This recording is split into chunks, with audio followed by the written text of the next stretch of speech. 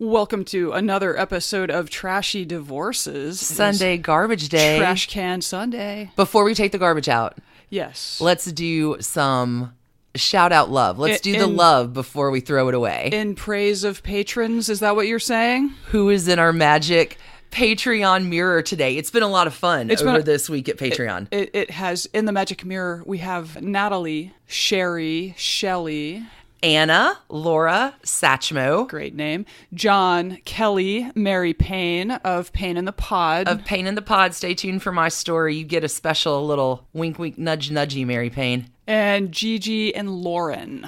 And thank you. Yeah, we cannot thank you enough for your support at Patreon. Okay, so I know that you think the astrology stuff sometimes, Stacey, is bullshit. It's just, it gets, my eyes get a good workout with all the rolling. Okay, so last week, we were lucky enough to have Erica Kelly with us. Yes. Who is awesome. Who is amazing. Awesome. It was a great episode. We want to welcome any Southern Fried True Crime crossovers that are tuning into us. We definitely do.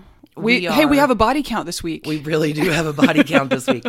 So thank you for joining us.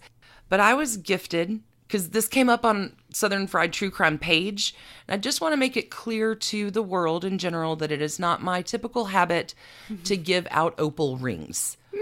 I've had a beautiful opal ring for a long time, and I heard about the October curse. There's an October curse that if you wear opals and you're not born in October, the stones will fall out. It's like an unlucky thing. Okay.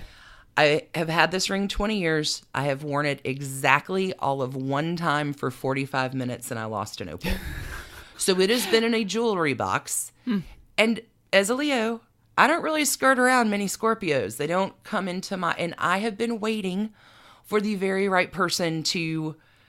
The Ring of Power. Give that ring to take hold of the Ring of Power. And Erica is an October birthday, so it worked out. So TLDR, you gave Erica a ring that you can't wear. So I know you think my voodoo magic is bullshit, but we learned something this week as we were doing our stories, reading them. We have a astrology crossover this week. A little bit. We both have air-earth combinations. Sandstorms. Oh, big sandstorms. You know, big if you do a Google image search for Nostrology, our graphic pops right up. I'm ridiculous. very proud of that. Both featured ladies in our stories today are both Geminis, and George Jones, my featured gentle-ish man, is a Virgo. Sure. And Elvis Presley, the feature of my story, is a Capricorn. So 2 unplanned sandstorms in this musical mashup country legend superstar episode. Everybody, this episode is cool. I was so excited to get to kind of go back to Memphis in the storytelling. I was just going to write about Elvis and Priscilla, but I realized so much that I didn't know about the life and career of Elvis Presley. And oh my, I love this one. Love it, love it, love it. And I, of course, knew almost nothing about George Jones and Tammy Wynette. Oh, I learned a crap ton about Elvis that I was not aware of. And George and Tammy, man. So my story today, I got some really rotten choices in men. Lots of marriages and divorces. Like it's 8 divorces for the price of 1. It really is. Some straight up bad behavior. Maybe there are a few tender tears too. It's like country music. It's a country music song. I have an episode of a country music song. Kinda. It's a hella story. So this week, He Stopped Loving Her Today. Fantastic country classic by Bobby Braddock and Curly Putman. But there's a whole lot of shaking going on too, so... Totally.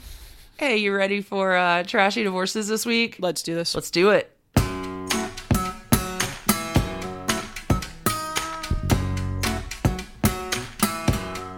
Good morning, Alicia. Hi, Stacey. We have musical 2 hard royalty hitters. this Hard week. hitters. Yeah. We have Americans don't have an aristocracy. Ha ha ha, we do. But these people are...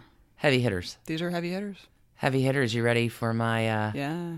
You got the Queen and King of Country. Okay, actually this week I'm doing something a little different. This one's a dedication. Oh. Dedicating this story out to Mary Payne Gilbert's daddy. Mary Payne was kind enough to interview us on her Pain in the Pod, Payne. Pain in the Pod podcast. That'll be coming out in a few weeks. And I gave her the secret drop about this episode. And I could hear Mary Payne's voice light up. And her daddy, Bones, is a big lover of Tammy Wynette and George Jones. Sure. So this one is for you, Daddy Bones. That's very sweet. This trashy divorce this week. And I hope that you are listening with Mary Payne and y'all both enjoy it. So I have two all-star country music legends today. That for a time, together, country magic. They were the first couple of country music. When they got together, they set the world on fire. But they both really did individually set the world on fire before they got together, and they sure would after they went their separate ways. Their love for the music and their respect for each other as artists really always connected them, along with a shared desire that each of them has from childhood, that they are going to be a famous country western singer. And by God, that's like a super attainable goal. I mean, every kid, two kids, but these ones actually did it. By God, do they ever. Okay, so we're going to go ahead and start today's tale with the possum himself. The possum, George Glenn Jones. The possum is one of his little nicknames, like beady-eyed little rodent.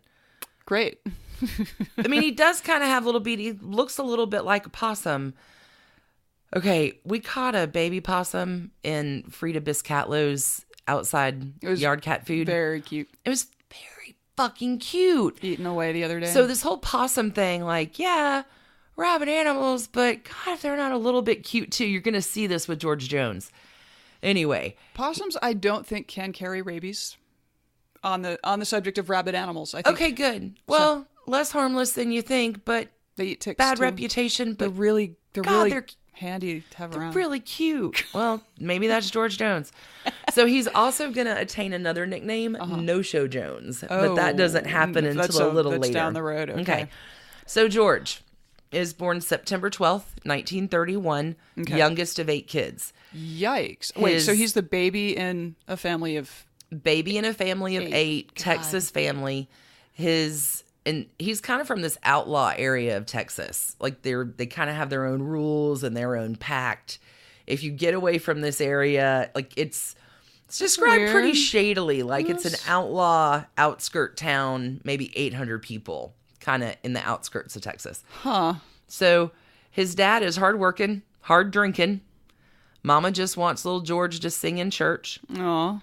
The family gets out of their kind of rough and tumble outlaw town and move up the road a little bit. Family's doing a little bit better, and they get a radio. And George, when he's little, dreams about singing at the Grand Ole Opry. He will sit on Saturday nights listening to the Grand Ole Opry radio show in between his parents, telling him, like, wake me up if I fall asleep. Right. Like if Roy Acuff comes on, if like any of my favorite people come on, wake me up. Right. Oh, that's super sweet. I don't want to miss them. Yeah. So music is a big deal, like not just for this family, but most families in the South. Radio and music, emotion is where Southerners go to in songs. We are not afraid to feel any bit of a country tune. It's a feeling. It's a movement.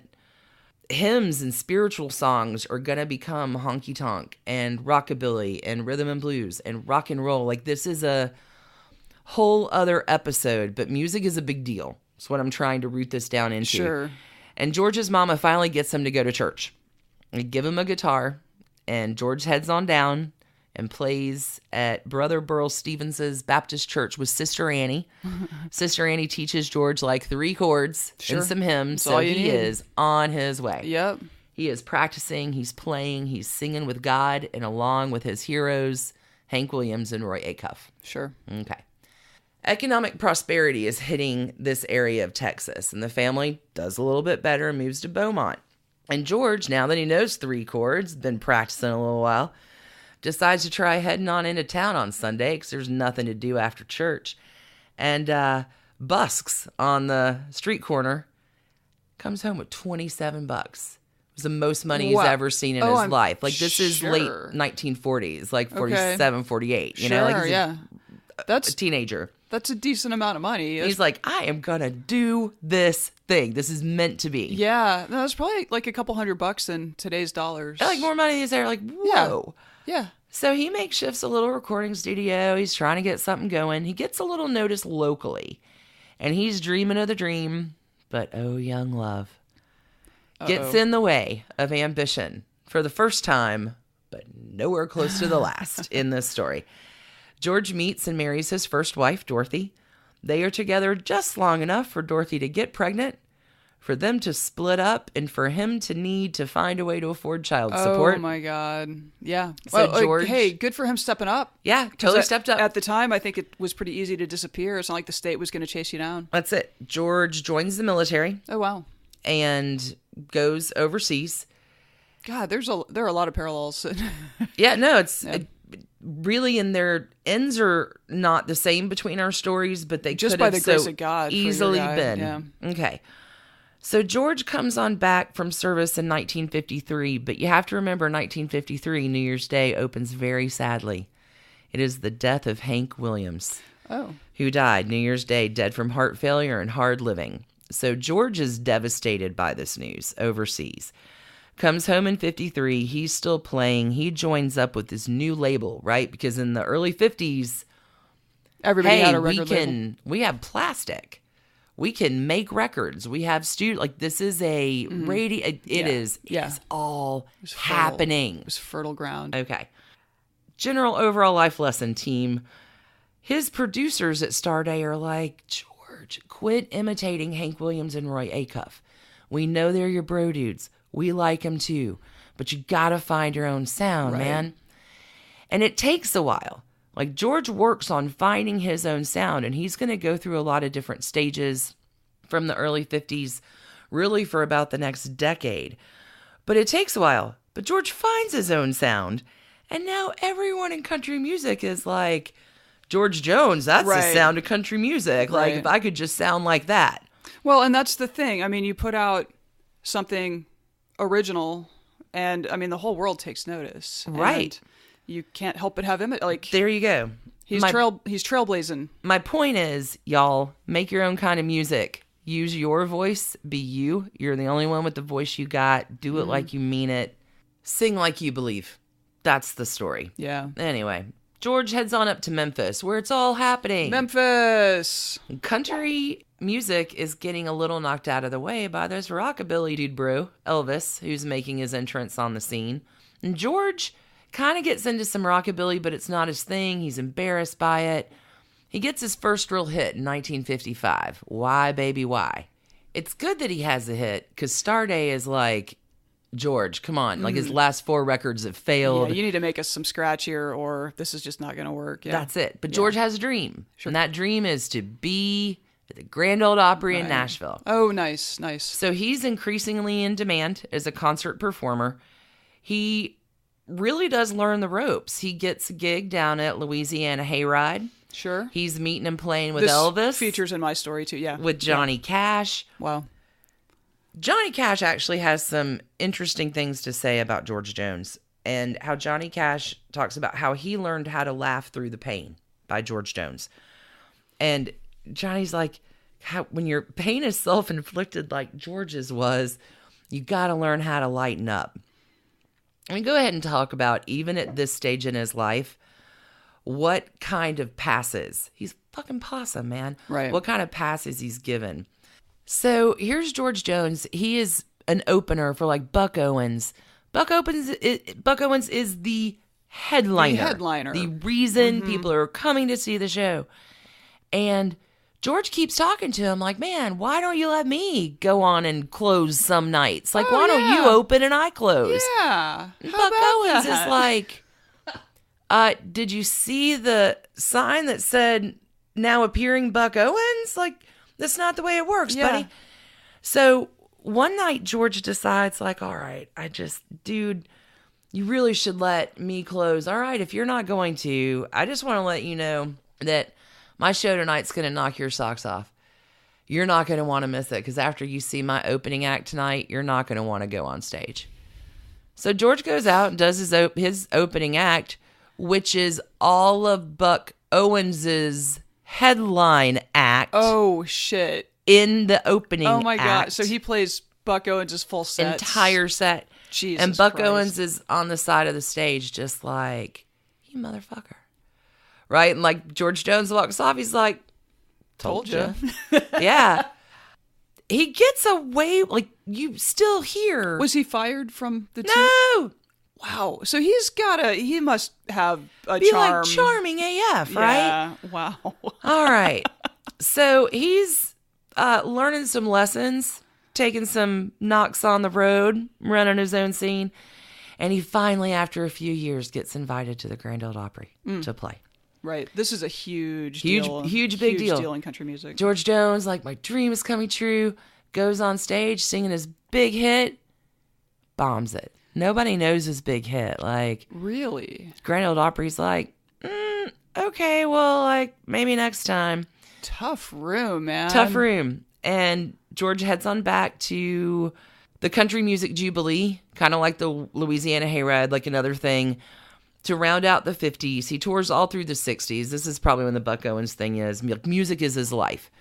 And his voice is deepening, and he's developing this presence on stage like he begins really singing from the heart. He is on the road with people who are verifiable legends today, who then just were breaking out of their young guys, little dinosaur shells back then. Yeah. It really is amazing to do stories from this time period because these are, I mean, some of these people have passed. Some are just, the venerable old Absolutely. Men and women of. But yeah, it's when they were young and just setting the world on fire. So George pretty much, like, after a decade plus of touring, he's ready to hang his hat at home. Life on the road sucks. You don't eat, you don't sleep, you're drugging, you're drinking. Like, it's tough. He wants to come on home. And he heads back to his second wife and 2 boys that have just been chilling while he's been on the road for the longest time. He's looking for his next hits. George is going to find those hits by 1967, and he's going to need an opening act for his tour and the next magical part of his mystery tour. But we're going to leave George here for right now in the narrative Trashy Divorces Depot train station. Gotcha. Okay. Waiting for his Virgo Earth train to pick back up again, because we got a new train pulling in the station. Yep. Gemini Air. Let's meet Virginia Wynette Pugh. She's not Tammy yet. Virginia is born near Tremont, Mississippi, May 5th, 1942. She's the oldest child. Her dad is a farmer and apparently this like amazing self-taught musician. Never had a lesson. He can play every instrument known to man. He's just one of those kinds of people. Sure. Sadly, her daddy dies of a brain tumor at the age of 26 before she's even 1. Oh, my God. So there's a similarity. Oh, my God. There's so many parallels here. Coming up with your story. The tumor, which did cause him to lose his sight before he dies, he's sitting, there's a family story, and he's sitting with Tammy, who's just a few months old, like 2 weeks before he dies. So she's like 8 months. And he's pressing her fingers on the keys of the piano that they have.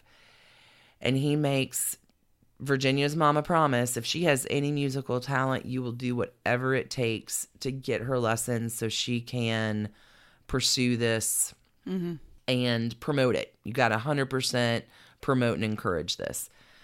After Dad dies, after Hollis dies, Mom moves back in with her parents. And eventually, she heads on up to Memphis to work in the defense plant during World War II. Okay. So she leaves Virginia on the Mississippi farm with her mama and daddy and her younger sister, who's about 5 years older than Virginia. Okay. So it's like Virginia has an older sister, but her grandparents live on a real live working cotton and corn farm. No indoor toilets, no running water. Old school. It is Mississippi field lands. Virginia is described as a happy child, super strong-willed, musical, lively. Turns out Virginia does have some musical talent and begins playing all the instruments her daddy leaves her. And because this talent is identified, Mama does send down money every month when she can for Virginia to take lessons. Very cool. Very cool. The teacher she's going to for lessons is like, you're wasting your money. This kid learns it before I'm done teaching it to her. Like, Virginia's super talented. Yeah, she's got the ear. I've seen two ages for this, 7 or 9, but at some point, Virginia and her grandparents' farm is given a choice. Hey, you can stay in the house and help cook for the field hands, or you can go and pick cotton. It's up to you. She's like, I think I'll go pick cotton. So this is where she really does get this eye. She is going to be a country music star. And in the fields, because it's the repetitive work and the sound of rhythm, she is learning hymns and spirituals and all the bluegrass, all these deep-seated sort of rooted in the Southern music tradition.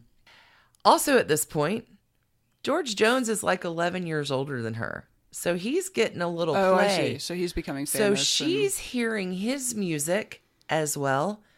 And as a girl, she falls in love with him. He's her radio star idol. Yeah, they don't know each other yet. Yeah. Okay. Virginia's really good at basketball. Her granddad makes her wear pants under her shorts, her basketball shorts. Very modest. And she's like, can I just be like the rest of my team, please? So they get elastic to sew in the bottom of her shorts. So it's that kind of family. Sure. She enters lots of talent competitions. She's really good at singing. She never wins. She never places. Never. Oh, interesting. But she still shows up. Is going to do it. She has dreamed of being a star. And she's going to do it. Working to that ambition from my 4th grade talent show that I suck in, but it doesn't matter. Right. She may not have the prettiest voice, but it sure is the loudest. As a teenager, Virginia moves back in with mom. Mom and new stepdad come back to town. Virginia moves back in. And wowza, Virginia and mama are both really strong-willed. And she's a teenager. You know it's going to happen. Yeah, it's going to go well. Good girls don't want to wait that long. Yep. Young love strikes again. Let me just preface this here. Virginia doesn't always have the best taste in men. In fact, she has really, really, really rotten taste in men. Candidate number 1. Oh. Eupple Bird. I'm sorry. Can you spell that? E-U-P-L-E. Eupple. Eupple Bird. Okay. Is the first of her bad decisions. Well, with a name like that. Mama is firmly against the marriage to Eupple. He's older than she is by quite a few years. Oh. Not like significantly, but like 5 or 6 or something. Maybe 8. Yeah. Okay. A little bit older. Virginia's a senior in high school. Virginia doesn't care. She hates where she is so bad. You can't tell me I'm not gonna. Marries old Eupple, and if she thought she was poor before, now she's really poor. Oh, no. I don't even know what to call the type of domicile they live in. They have cardboard for insulation. She is cooking on an open fire for food. Euple's a bootlegger because it's the only job he can keep. Sure. Their first child, a daughter, is born 6 months after they marry. Yikes. Another daughter is born like Irish twin, quick succession after that. So they're in a legit shack. A legit shack. In rural Mississippi. And Virginia married to get away from mama, and now she is in a whole nother world of shit. But our gal has some grit, and she decides she's going to go to beauty school and get her beauty school license. And this is are you ready for the most amazing part? Yes. She gets her license, which is how she's going to support herself through the next coming decade. Like, she is determined to better herself. Yeah, it sounds like Euple's not much of a breadwinner, and they've got kids now. So. Euple's about to be out the door. Okay. But even after she becomes the first lady of country music, the queen of country, CMAs, millions and millions, fucking Tammy Wynette does not keep that beauty license current her entire life just in case she needed something to fall back on. Oh my God. That's such a like woman thing to do, is like, the queen of country can also do your hair. But also has a plan B, because always a plan. She is so resourceful. In 1963, the Byrds move on down to Memphis. They have a seedy apartment. Virginia gets a job as a bartender. She doesn't drink. Like, she had elastic in her fucking basketball shorts. Right. Like, it is against every part of their upbringing. But the place that she's slinging beers does let her get on stage and sing every once in a while. Nice. So again, She is all like, I am in a shit show. I got 2 kids, a crap husband, but I do get to sing every once in a while. So even though I'm taking care of kids, working at the beauty salon, Right. doing this at night, like she's making it. I saw Coyote Ugly. I know how this goes. Yeah. Place does let her sing. She's working on her dream and she gets pregnant again. Oh, no. Woo. I mean, like, congratulations. yay. Yeah. And one day during this pregnancy, she comes into her house and she thinks that she sees a corpse, like a dead man on her floor. And we don't know what happened, but the end result of what happened is she grabs her 2 kids and sort of has a nervous breakdown, drives around for like a day and a half until they find her. She is institutionalized and given 12 shock treatments. Whoa. I know, right? Whoa. So she maybe had a psychotic break? I know you haven't read the book, but it reminds me of Vivi in Yaya Sisterhood. Like the parallels are the same. Like I get it. She is married in a shit marriage with a crap husband, 2 kids, and another one on the way in less than 3 years. And she's probably fucking cold. You have cardboard for, if you were... Well, they've moved into Memphis now, so it's maybe a slight improvement. Well, and her kids talk about she was always in a cycle of depression somewhere. But I think, like, it gets to her, but once she recovers, like, again, she always relies on this, I'm gonna be a star. Right. I gotta perform. And she gets herself there and tells Yupil, like, it's done, it's over. I want a divorce. Here's Wow, a fun okay. little karma update for you. Cool. That is awesome. Ha, we live for these. So old Yupil never did support Virginia's ambition to become a country singer. And according to Tammy, as she drove away with the kids in tow on this, I'm done, lead foot out of town, he yells at her, dream on, baby. Like you're never going to make it. So years later, old Yupil shows up at one of her shows as she's signing autographs and asks for one. And she signs it to him, dream on, baby. Oh. Yeah, love her. Wow, that's got to feel good. I love her. So Tammy moves it on down to Birmingham. She's got a job in a salon where she delivers child number 3 prematurely. Shock, trauma, right? There are a lot of complications with her 3rd daughter, and the child ends up contracting spinal meningitis. Wow. Ends up making it. Virginia calls her miracle baby. Yeah. And Virginia's still like, I got this dream of stardom and I have this drive to fulfill my talent and I want it. But now I also have $6,000 worth of hospital bills that are on my neck for keeping my kid alive. So she gets a job at a salon and ends up during this auditioning for a local TV program that starts at 5 a.m. Because she can go do that at 5 a.m., still sing, get to her job at the salon at 7.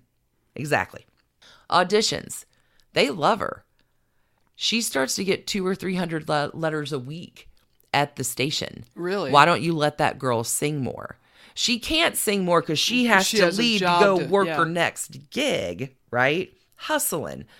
They pay her $30 a week. Her rent is $12. So things are getting not easy, but a little bit more comfortable. And I'm singing. Right. I'm working. She's hustling 2 gigs. She's taking care of 3 kids, dealing with a pretty full-blown depression, which is going to escalate through the years. Somebody said about her, which I found poignant, which is going to come back to George, she was always afraid of something she could never quite name. Hold on to that because it's going to be important at the end. Yeah. Anyway, in Birmingham, hustling on her off days in the summertime, she is knocking on doors in Nashville. Everyone doesn't care. She is determined. And so many rejections. Like girl singers, not a thing. You maybe were a song in an opening act, but a good voice or a good song, like early 60s, just wasn't going to get you there if you were a girl. 7 major labels turn her down. In 1966, she doesn't care. She's like, you know what? I'm following my dream. I'm moving to Nashville. She is 23 years old with 3 children under the age of 5. Wow. That is bold. That is just good for her. Meet Bad Decision Man candidate number 2, Don Chappelle, another songwriter. Okay. They marry. She later says in an interview, like, I needed help with the kids. I was tired. He was a songwriter. He was going to get me. Like, it wasn't a love match per se.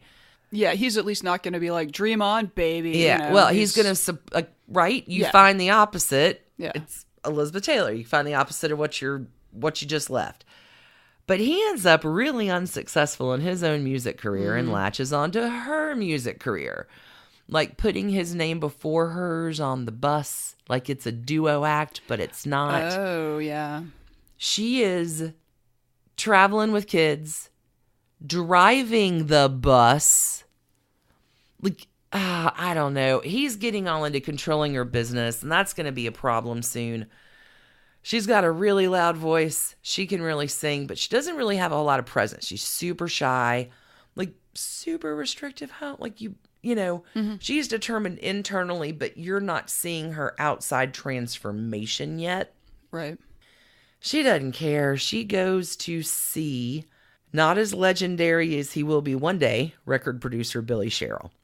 And she's like, man, you got to hear my voice. You got to listen to my songs. Because she's singing and writing, which is practically unheard of for women at the time.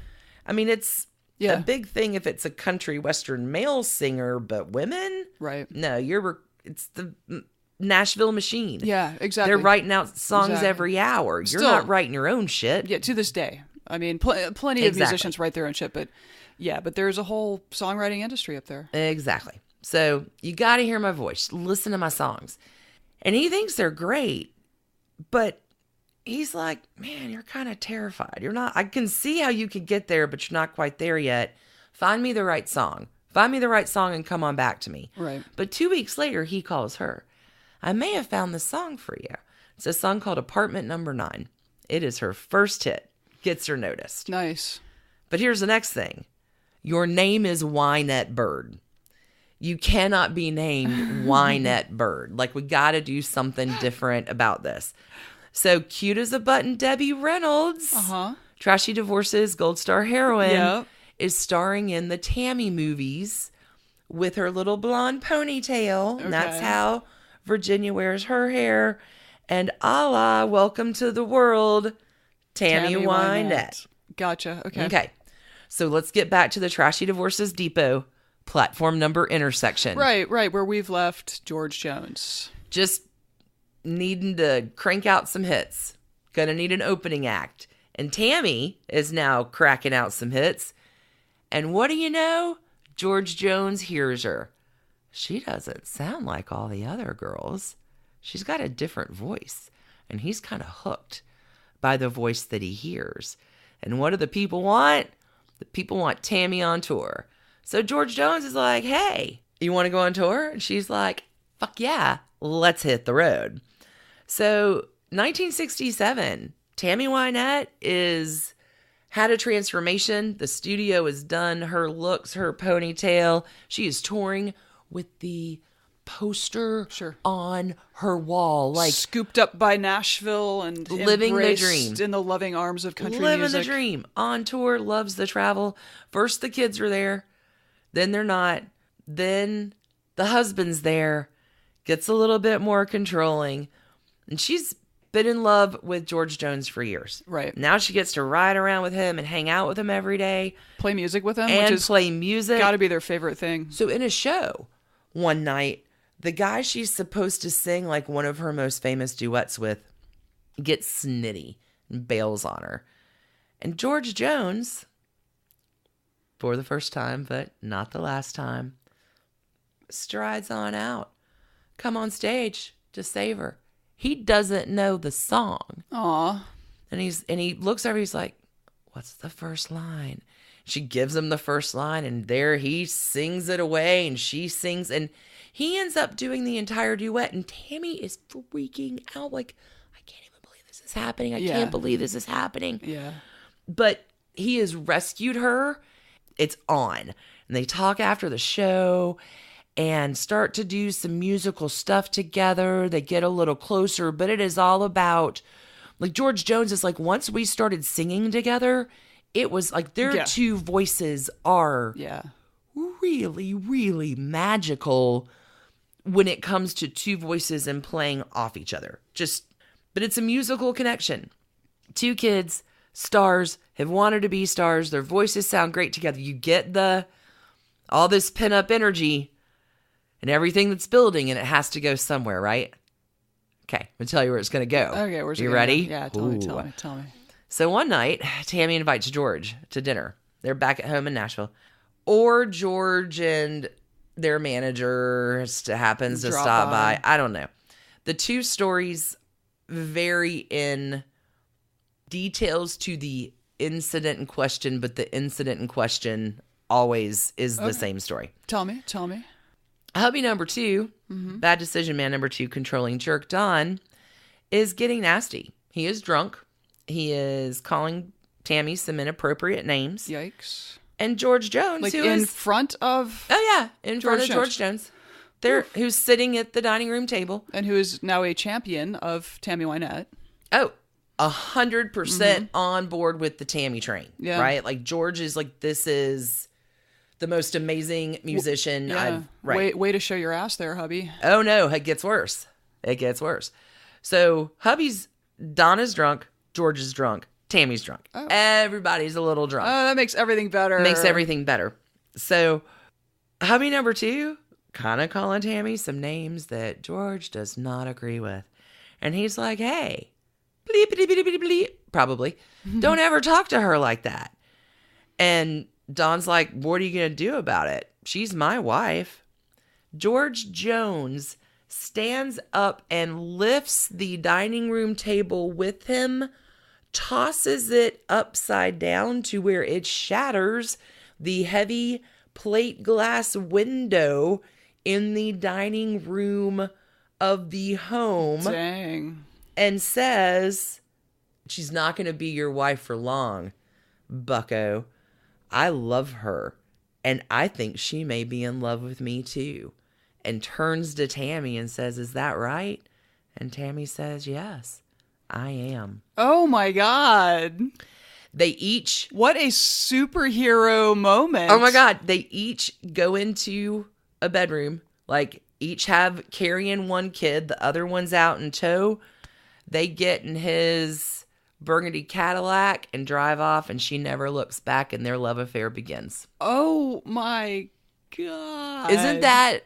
That is like the fantasy of how something like that would play out. Yeah, that doesn't even sound like real life. It's amazing. That is scripted. That's beautiful. So, like, he was her knight in shining armor on stage. Like, he is her knight in cowboy boots and a burgundy Cadillac. Yeah. Take me away, hey, that's Calgon. What you get for dreaming on, baby.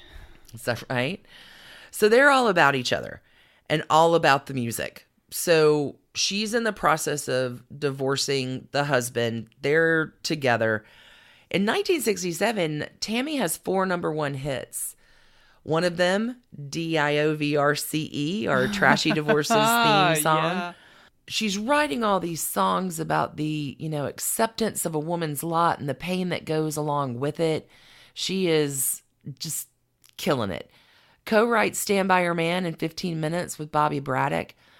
And all of that controversy about Stand By Your Man from the bra burners in the 70s to Hillary Clinton will be on Trashy Tidbits this week.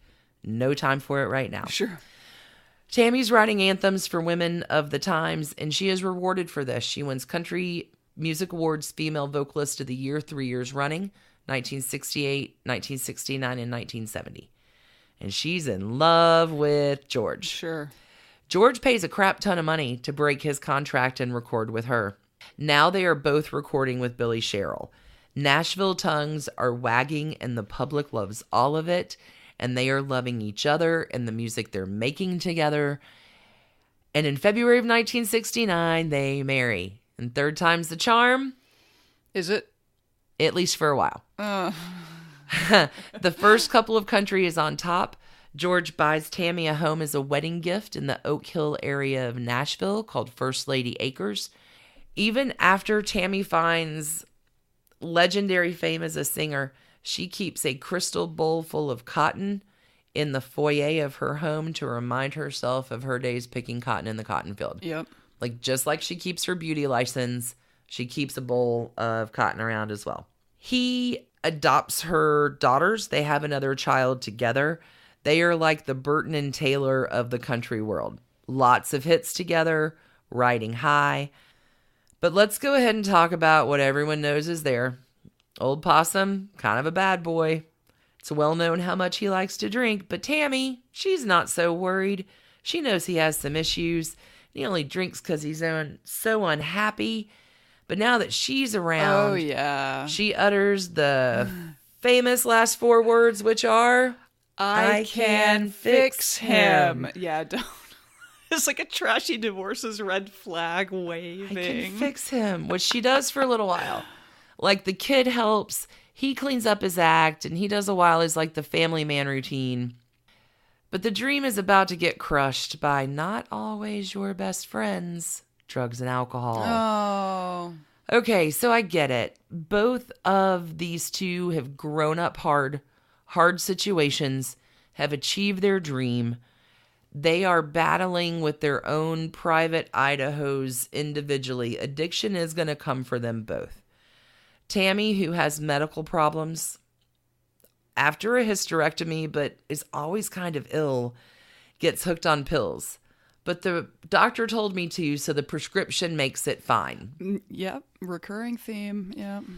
George has always really liked to drink. He's just drinking a lot more of what he likes to drink. And when he drinks, he gets really out of control. Like, literally cannot be handled. He's a wild man. So, also, George discovers the wonders of cocaine. Oh, yay. And that he makes really likes it. every story better. Super good. So they're both spiraling and not in a great way. And George's addictions are really in the forefront. So Tammy is spending a lot of her time and energy working on trying to help him. Not keeping liquor in the house. Right. What do all of his neighbors do? Hide liquor like a fucking Easter egg hunt around their property. Because he's George Jones. Because he's George Jones. You're on Team George, yeah. Tammy's like, all right, well, if I take all the keys away. Oh my God. So people are literally just like putting Jack Daniels in their trees and stuff that he can. Yeah. Oh my God. I mean, so Tammy takes all the keys. And George, after a while, like, people in addiction get fucking crafty. Yeah. George is like, oh, yes. Climbs out the window and gets into his Cub Cadet 10 horsepower lawnmower to drive himself down to the bar. He takes his riding lawnmower Correct. to the bar. Yep. Wow. That is, can you imagine driving down the road in Nashville and there's George Jones on his little. I don't know, like, here's the value of adulthood. Tammy one night drags him in from the driveway, just barely, and wakes up with a double-barreled shotgun in her face a few hours later. Whoa. Like, this is no domestic bliss. Like, it is country music, first couple of country, Off the public rails. loves it. No, it's not. The public doesn't know it's off the rails. Oh, but it's off the rails. But it is off the rails. And Tammy's like, I got to get the kids out of this. Yeah. This is a disaster. I am giving advice to other women about their husbands, and my marriage is a mess. Their work together is suffering. Their studio sessions are horrible. She will stay after he leaves to overdub on. He's incoherent. Like, everything is privately hitting the skids. And after 7 years of standing by her man, it's over. Yeah, divorce is in the works by 1975. They're done. Now, I'm going to talk about some fun things. George says in a later interview, he doesn't blame Tammy. There was a lack of understanding between us. She did not try to understand me or help me and just took the quick way out. What a whiny baby. What a dick move. This is on the flip side of his sobriety, but double-barreled shotgun. And a bunch Dude. of young children in the house. No, Took the sorry. quick way out. No, you take the safe way out. Yep. You get your kids to safety. Yep. And Gone. yourself, obviously. But I mean, Jesus Christ, what a piece of crap. All right. So our girl Tammy, still maybe queen of country on the outside. Lots of insecurities, even though determined. Post-breakup, what do I do? She's scared to go on the road without him. Who'll come see her? She nearly dies from a drug overdose. Yikes. During this time. She just wants to go to sleep. Like there's a lot spinning there. Yeah. But you'd never see it spinning because she is a star. She is achieving her stardom dream. Right. She kind of pulls it back together, starts dating Burt Reynolds, biggest, furriest film star of the 1970s. Very furry. People loved body hair in the 70s. I don't know why. Weird thing. And it seems like Tammy's really happy dating Burt Reynolds, living her best life. But the fear, whatever that fear is that she can't name, her dementor, gets her again. And she somehow ends up, like, overnight married to a local businessman. Knowing ahead of time it's not going to work out, they split after 44 days. Yikes. Spin the bad decision wheel. Good Lord. Tammy, like, I don't think she feels secure without, like, she maybe is never secure in her own self because bad decision number 5 is waiting to happen. George Ritchie has been in love with her for years, too afraid it would destroy her friendship, never said anything. Like, the number of times she was married is the thing that she is the most embarrassed about. She marries George Ritchie in 1978, and they are going to stay married until her death. 20 years of marriage. Okay. Is it happy? He says it's true love. Her quest was over. She found her guy. Her children and friends say she just picked him wrong. She never had a chance to pick anything else. He gained control, took control, and kept control. And by this point, she was so embarrassed about the number of times she's been married. Dude. She was just going to stick with it. But let me give you a little dish. So sad. October. So they marry 1978. October of 78, Tammy ends up going to the ER, claiming she was assaulted by a masked attacker, kidnapped, and left 80 miles south of Nashville. She is documented with bruises and a broken cheekbone. One of her kids later says this was not a random attacker, it was George Ritchie. He declines the allegation. Wait, so she basically made up a stranger danger attack to cover up domestic violence? Wow. Yep. That. Oof. Okay, and that kind of shit can end up so bad. Like, well, I mean, she's apparently, not afraid to go to ERs, so right. Hang tight. Yeah. She's going to keep taking some hits through the years. Her addiction amps up when doctors really stop giving her pills. And then she would feign injury on tour to get them from local hospitals who didn't know her. Like, I need to go to the ER. Yeah. And when ERs started getting suspicious about this, she would literally hurt herself, like walk off the stage in order to go to the ER to get pills. Jeez. She has a jewelry line. She makes some hits. It's always and forever with her going to be about the music. She was successful before Possum. She will be again. But by 1991, she's had 17 major operations on her stomach. Whoa. So did this start with a hysterectomy? You mentioned that earlier. Is that... I don't know. Like, she's hospitalized like 26 times over the course of her life. Like, yikes. Yeah. But hold on. She's, by 1991, had 17 major operations, but she's still touring nonstop. Right. She's using breathing machines on the bus, then going out and singing. She is unstoppable. Performing keeps her alive. Right. For all of you old schoolers out there, 1992, Tammy does collaborate with the British band KLF for their #1 hit in 22 countries, Justified and Ancient. If you're hearing that somewhere in the back of your mind, you're not alone. You're going to laugh when you see it. It's amazing, camp. Tammy has some other kind of successes. She starts a little group called Honky Tonk Angels with her friends Dolly Parton and Loretta Lynn.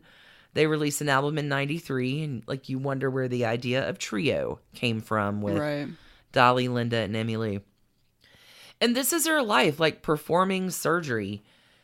During one of these bouts, she is still estranged from George. It's late 80s. It's been like 10 years since they've really talked. And she's unconscious. Like, she's in a coma. And I think Dolly calls George, like, dude, you need to get on over here. Yeah, this is bad, yeah. And he comes over, and everyone's kind of preparing for the worst. And George holds her hand and tells her, like, you need to get better. We need to do another album together. And when she wakes up, she's like, we need to call George. Like, I know he was here. Let's do this album. Like, they have an emotional, like, reunion tour, not in love, but right. both looking for how to blend their music magic. Kindred spirits, yeah. She is really fragile, though. They literally have to carry her on stage for this tour. Like, things aren't good. Tammy's body finally gives up in 1998 at the age of 55. Jesus, that's young. Control over her estate goes to husband number 5, George Ritchie. The family, there's some nefariousness about this. Like, the family does want the body to be exhumed. There's some suspicions about the medication she was given. Wow. It's never really proven. The family loses the fight for control. She had some bad choices in men and letting them run things. And it may not have turned out the way she planned, but she sure did achieve her dream. Mm-hmm. And she paved the way for women writers and singers and songwriters and provided some real inspiration and guidance to, I don't know, legions of women. And then she was real, and she got to live her dream, and God, just determined and grit, and she's a badass. I like Tammy Wynette. Yeah. I didn't know. She was, to me, like your Elizabeth Taylor. Like, very one-dimensional. Like, right. Oh, yeah, bunch of country hits. Yeah. Some trashy National Enquirer stuff, whatevs. Yeah, I didn't know she had such medical struggles. It was an amazing story. Yeah. So what happened with old George? Yeah, take it on back to George. Old possum. Oh, God. So after the divorce, George is alone again and happy and self-destructive. Riding high. He's not happy. He's devastated. Like, this breaks him. Sure. And he's going to give new meaning to the phrase down and out. He's drinking and drinking some more. Doesn't care. And cocaine is his new favorite. Well, I mean, it seems like everybody loves it once they try it. Jesus. So, They're just tales of him getting in fights, his friends trying to restrain him. I mean, has he heard of Fleetwood Mac? Jesus. No. So a record executive ends up coming to, like, whatever tour he's got and gets on his bus. And he's like, what's that? And one of his guys is like, oh, that's the bullet hole George tried to shoot the driver the other night. Like, Jesus. He is out of control. Pills, cocaine, alcohol, trouble. He is always in this cycle of self-abuse, and this is just a pack of country boys trying to have a good time, and he is really running on the rails. But in spite of all the things that he does to destroy himself literally, because he's going to go into the future 45 minutes, Elvis post-divorce. Like, I am trying to ruin myself. Yeah. I have given up. He can always stroll out on stage and knock you the fuck out when he manages to show up on stage. This is when he gets the name No-Show Jones. Yeah. He will just disappear for days on end and turn up in some weird, out-of-the-way joint 12 states away. Jesus. Like, nobody knows. So he's, all right, he's way, way off. Oh, yeah. I don't know. Crystal Gale says she did a whole tour with him and he never showed up once. Like, he loses 150 pounds. He Yikes. is a dead man walking, bottoming out, loses his money, hits dry up. He's living out of his car. He's arrested for DUI. Like, everyone's unhappy with him, executives, himself, but his fans, the whole possum. Sure. He gains a little comeback, because he always does. Right. In the year 1980, with the song He Stopped Loving Her Today. This is possibly the saddest country song of all time. Written by Bobby Braddock and Curly Putman. Tells the story of a friend who has never given up on his love. He keeps old letters and photos from back in the day and hangs on to the hope that she would come back again. And as all country music does, and it hits you in all the feels, the song reaches its peak in the chorus, revealing that he indeed stopped loving her because he's dead. Oh. And the woman does return for his funeral. Oh. Right? And no, this is a line of the song. First time I'd seen him smile in years. Aww. He's smiling because he's in his coffin, and that's right. the true crime adjacent. Okay. So here's George Jones in 1980 after all of this addiction, and you can hear him. The song is not about Tammy, but here's George sing, like, he stopped loving her today. Like, he's just never, ever going to stop loving Tammy for the rest of time. It makes a comeback for him, which makes him spin out 1,000 times harder. And again, no matter how badly he behaves, people are still giving him a pass. Yeah. He meets who will become his fourth and forever wife, Nancy Sepulvado, on a blind date in 1981. She's a 34-year-old divorcee from Louisiana. She cleans up his finances, keeps his dealers away. George Jones says no one ever fell harder for a girl than he did for her. Wow. But he's still not sober. Here's a fun bit. In a part of his cocaine madness, he has living inside of his brain an old man and a dog, and they get in arguments with each other. Okay. So George Jones in the middle will be moderating the argument between the old man and the junkyard dog. You know what? I have not Cocaine done is cocaine, bad, kids. So I don't know if that's just the kind of thing that happens when you do cocaine a lot for years. Okay. Yeah, okay. Moving out of George Jones's weird brain. But he can still always record. Mm-hmm. And nails his recording. Like, this is his jam. Rest of the world be damned. I'm going to get fucked up. But what is the blind date? Nancy really likes him. What does she say? I can fix him?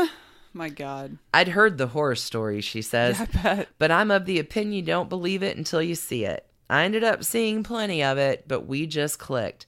I saw a lot of good in a man who was being totally destroyed. And he's pretty destroyed. Like, at this point, he knows he needs to change. Yeah. He credits Nancy with saving his life. She is his soulmate. He says the powerful love of one woman made all the difference. So apparently Tammy took the easy way out, but Nancy's going to stick around. They marry in 1983, celebrate by having their wedding dinner at the Burger King, whatever floats your boat. It's royalty, though. In March of 1984. Befitting the king of country music. There you go. I wonder if he got crowns. Yeah. Remember the crowns you got at Burger King when you were little? Yeah, I do. Okay. Yeah. So in March of 1984 in Birmingham, at the age of 52, George Jones performs his first sober show since the early 70s.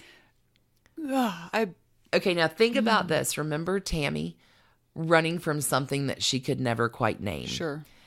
So UPI interviews him in June of 84. And this is what George Jones says. All my life, it seems like I've been running from something. If I knew what it was, maybe I could run in the right direction. I really do think the two of them were tied in such a very, Tammy and George, tied in such a very special way that they really did have that in common. They're always both afraid of that invisible something. Nancy Jones does clean up his act, and Jones actually begins making up a lot of the dates that he'd missed for free, back to promoters from the No-Show Jones days. Wow. He writes a song with Glenn Martin that pokes fun of himself called No-Show Jones. Like, he's kind of coming around. In 1996, though, he releases a memoir where he says he sometimes has a glass of wine before dinner because Nancy supposedly sobered him up. Sure. I maybe have wine before dinner. I'll drink a beer occasionally. But I don't squirm in my seat fighting the urge for another drink. Perhaps I'm not a true alcoholic in the modern sense of the word. Perhaps I was just an old-fashioned drunk. 3 years later in March, George is involved in an accident where he crashes his SUV near his house. He is pleading guilty to drunk driving charges. He's hospitalized for 2 weeks. His condition is highly serious. And he later says that wreck is what made up his mind and put the fear of God into him. He quit everything at that point. So his career continues through the next 4 decades. Like, he does find the love of his life, his angel, sobers up, and for the next 4 decades gets albums, collaborations, awards, accolades. He wins CMA's Living Legend Award in 1987, strutting his stuff. He is in Hank Williams Jr.'s all my rowdy friends are coming over tonight video Right. on his fucking riding lawnmower. Oh, God. There's George, like, because the premise is all my friends yeah. are coming. So it's every Yeah. country rock and roll person. And there's George Jones on his riding lawnmower waving, like, Famous I'm making story. my Yep. way to the party. People love him. I mean, I caught a performance of George Jones in like 2009. And so he's old. He's so old at this point. And he's kind of an old guy, kind of on the wings of the stage. And they announce his name and he just... Transforms. It is about the performance, just like it was with Tammy. He's still owning it. So Nancy and George are married until George's passing in 2013 at the age of 81. Wow. The funeral is something to see. Country music funerals are just heartbreaking. But Travis Tritt comes out and recalls a conversation that he had had with Chris Christopherson, where they were talking about who would have thought that George Jones would have outlived Tammy Wynette, and by decades. And Chris Christopherson says, without Nancy, he wouldn't have. Like, she is George's angel. Like, so they really do pay homage to her sitting in the front row of the funeral. And there's Alan Jackson, strides out on stage and starts, he stopped loving her today. And like, this is the day that George Jones, I know, stopped loving Nancy, because it is the day that it'll just make you cry. That is the trashy divorce of George Jones and Tammy Wynette, with a lot of other backfill. There were like a lot of bonus trashy divorces in there too. That was... Dude, the flipping of the table and like, let's get out of here, Boom. darling. I'm for you and you're for me. Let's go. I mean, but like, hey, I'm in love with you and I think you may be in love with me. Is that right? Yep, it is. Yeah, no, that's incredible. Great story. I know that went a little long, but there was a lot packed in that. Yeah. Mary Payne and Bones, I hope y'all enjoyed it. Stick around for the trash can rating. You ready to take a break and wipe our little tears? Yeah, come back with the king of rock and roll. Whole lot of shaking going on. Something.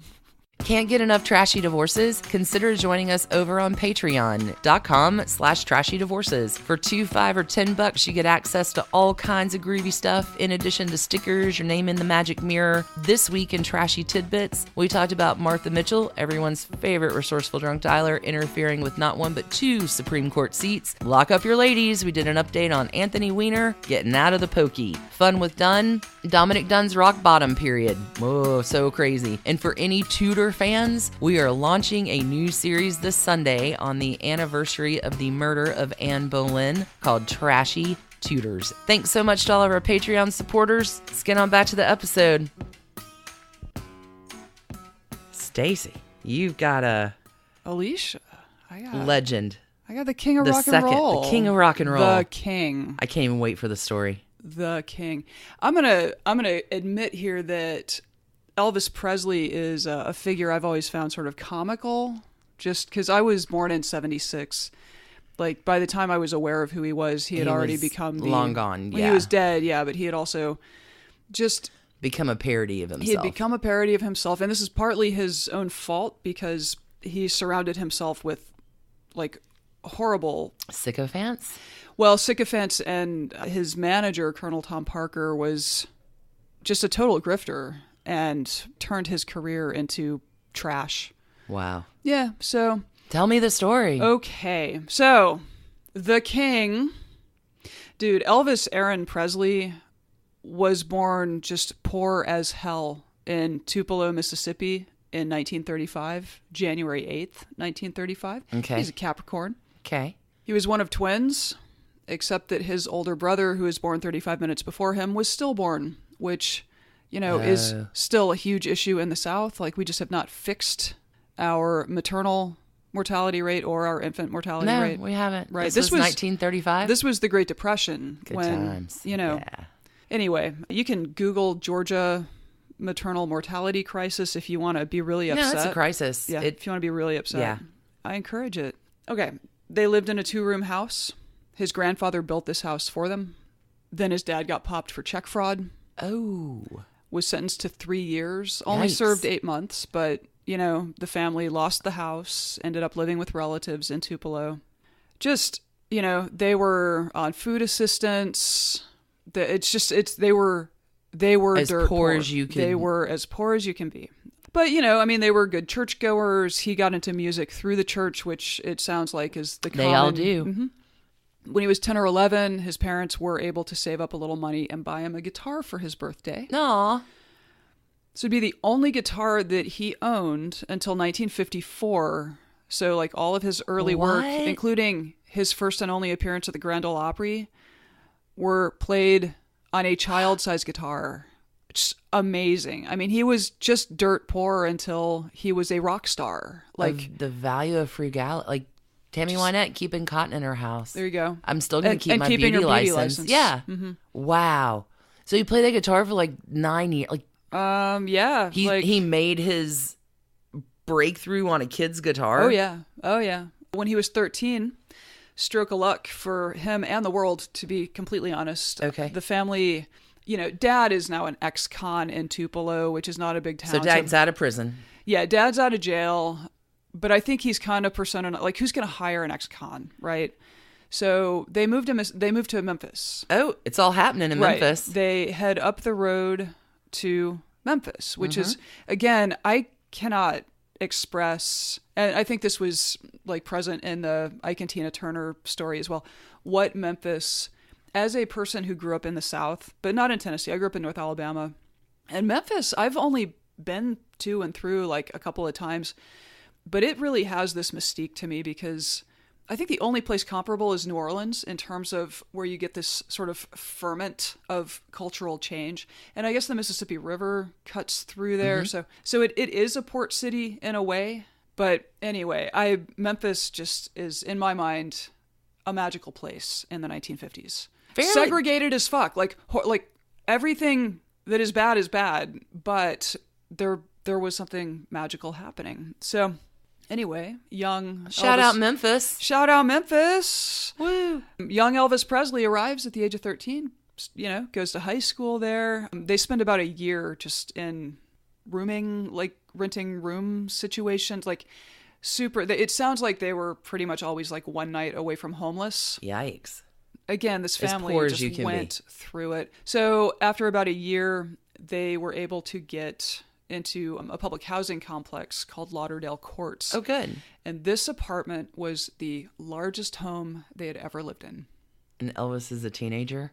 Yeah, wow. He's like 14. An only kid. He doesn't have any brothers or sisters. No, it's only just kid. the three of them. He's super close to his parents too, like especially his mom. Like, wow. He got called a mama's boy a lot as a kid in Tupelo. At Lauderdale Courts, he falls in with a bunch of neighbors around his own age, some of whom play music, and so 4 or 5 of them would get together and play music. And start a band. Yeah, there was like a guy who's a couple years older who really. Those are the other famous 4. That's the other famous 4-word saying. Let's start start a band. Let's open a bar. Let's start a band. I can fix him. So yeah, like they'd get together, play music. There was a guy a couple years older who really, I think, was like, yeah, I'll give you guitar lessons. Like, that's cool. I'll teach you 3 chords. Yeah, and he really had an ear for it. He hung out so at the time, record stores had listening booths. So you wouldn't just buy a record and walk home with it. And he would just go and listen to music all day. Like, he'd sneak into the black clubs on Beale Street. Wow. Probably not at 13 or 14, but as he got older, he was voraciously consuming music. Fantastic. Anyway, by his junior year in high school, he had grown out his sideburns. He was styling his hair with Vaseline and rose oil. Ooh. So he must have smelled, fantastic. Pretty great. There was a student music show at the high school late in his junior year, and Elvis overcomes his nerves, played music. He says of that, I wasn't popular in school. I failed music. It's the only thing I ever failed. And then they entered me in this talent show. When I came on stage, I heard people kind of rumbling and whispering and so forth because nobody knew I even sang. It was amazing how popular I became after that. Wow. Yeah. Gained some popularity with the ladies. He suddenly was, he was a thing. But he'd been very hesitant to play outside of his little friend group back at the complex. So a few months later, starting to feel a little more confident, he walks into Sun Records in downtown Memphis, where Sam Phillips Hanging out. is busily reinventing music. Absolutely. Basically. He had a plan to record a couple songs for like an acetate record for his mom. Sure. She's going to be a present. Anyway, so Sam Phillips is there, and, you know, this high school kid comes in and sings a couple songs, and Sam Phillips has an ear. Like, there's a specific thing that I think he just sort of intuited was happening. He was from Muscle Shoals, Alabama. He had a background in radio, and and keep in mind, like, the world was segregated. The South was segregated at this time. The radio station he had worked at in Alabama was open format, meaning they didn't like, they would play white artists, black artists, like Fantastic. It was all good. Well, and it is all happening. This is the beginning of every movement of everything. Yeah. I mean, yeah, that Memphis 1950 like, is the place. It's Midnight. The place. That's your drop me in Midnight in Memphis moment. Yeah, Sam Phillips, like, back to the Ike Turner story, Sam Phillips had recorded his record, Rocket 88, which is widely regarded as the first rock and roll album. That was in 1951. So, yeah. Wow. 2-3 years later, in walks Elvis Presley, who is, you know, not yet Elvis Presley, but he was in the right place at the right time, and Sam Phillips was in the right place at the right time. Just a remarkable coincidence, to be honest. So what happens? Elvis comes in and records his thing for his mom, and everybody takes note that this kid's got a voice. He's got a certain kind of voice. His delivery, like, they take note. They don't call him right back, but they take note. He comes in again sometime later to do like another little recording for his mom.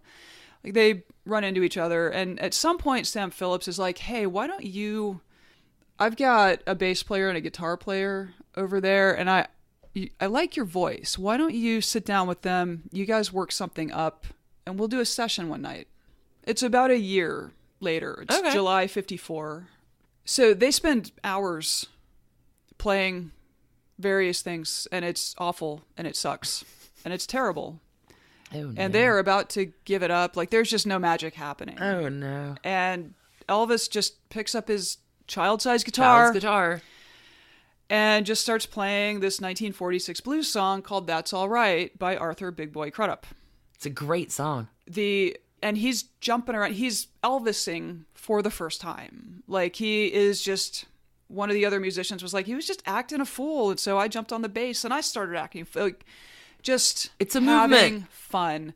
Sam Phillips pokes his head out of the booth, is like, what are you doing? And they're like, I don't know what we're doing. We don't know what we're doing.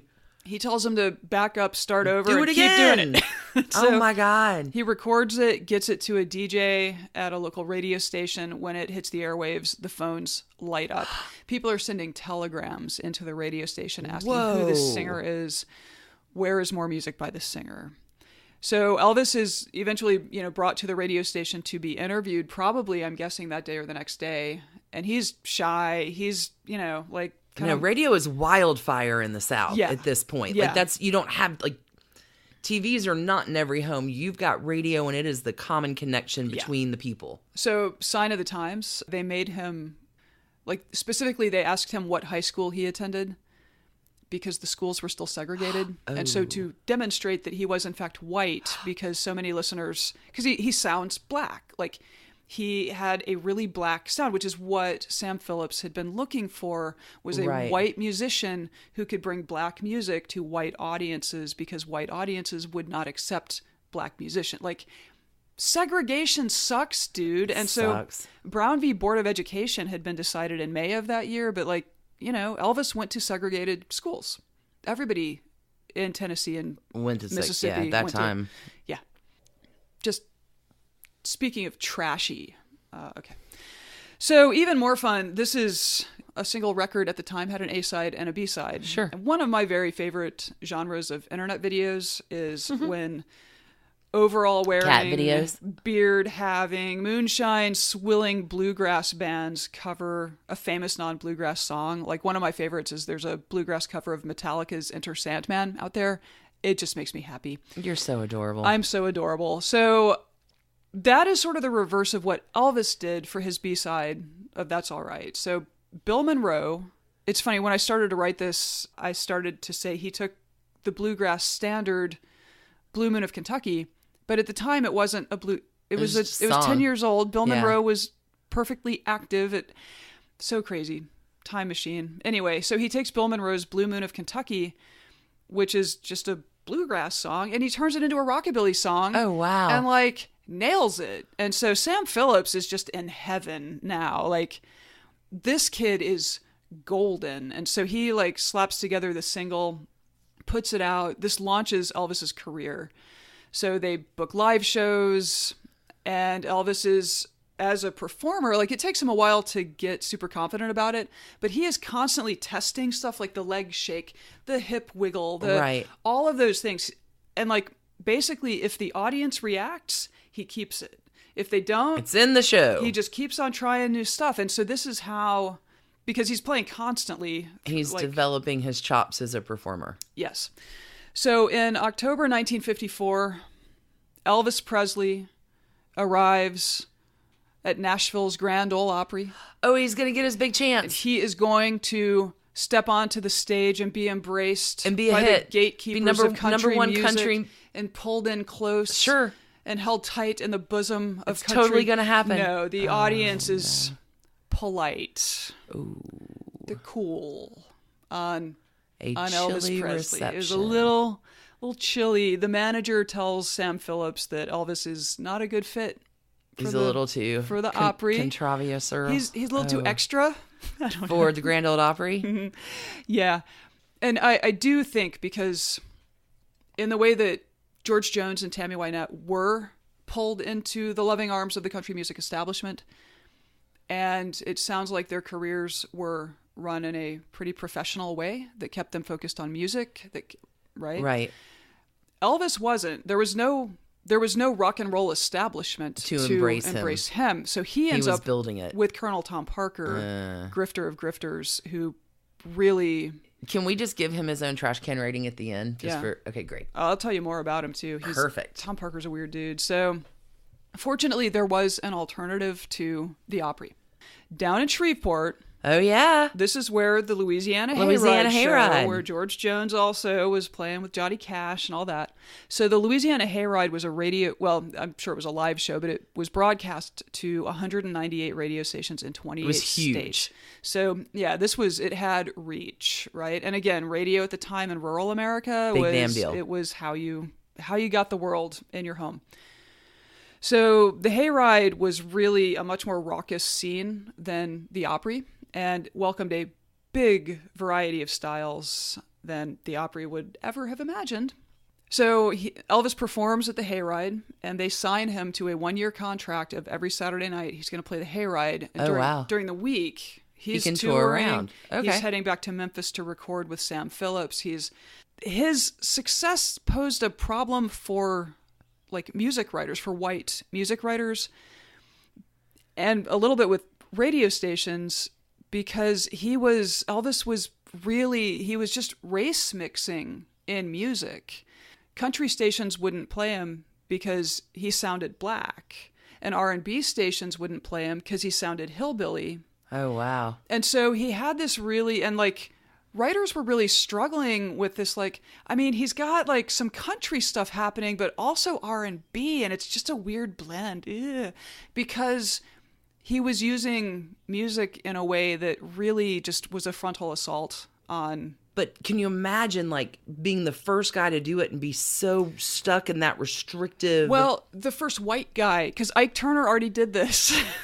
True. Thank you. Gentle correction noted. And I don't think... I'm sure there were plenty of black bands who were pioneering rock and roll that... the white establishment was not writing about because... Wow. They were not white. Go. Tell me more. Okay. So, Elvis himself was incredibly candid about, his appropriation of, but also his reverence for black music. In 1956, he told the Charlotte Observer, "The colored folks been singing it and playing it just like I'm doing now, man, for more years than I know. They played it like that in the shanties and juke joints, and nobody paid it no mind till I goose it up. I got it from them. Down in Tupelo, Mississippi, I used to hear old Arthur Crudup bang his box the way I do now, and I said if I ever got to the place I could feel all old Arthur felt, I'd be a music man like nobody ever saw." No. So, unfortunately, around the time of the Louisiana Hayride, 54, 55, is when Tom Parker comes in. And to his credit, Tom Parker was able to take regionally famous Elvis Presley and pitch him to RCA Victor Records, which is one of the largest record companies in the world. He really was able to branch him to his next move. Yeah, the people in Elvis's orbit at the time probably could not have launched him the way that Parker did.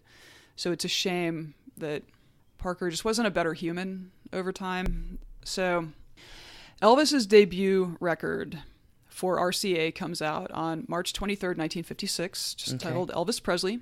This thing spends 10 weeks at the top of the Billboard charts. Wow. It is the first rock and roll album ever to hit number 1. It was the first rock and roll album to sell 1 million copies. Holy cats. And Parker had a really clear idea of what he could do with this kid and like what he could make this kid into.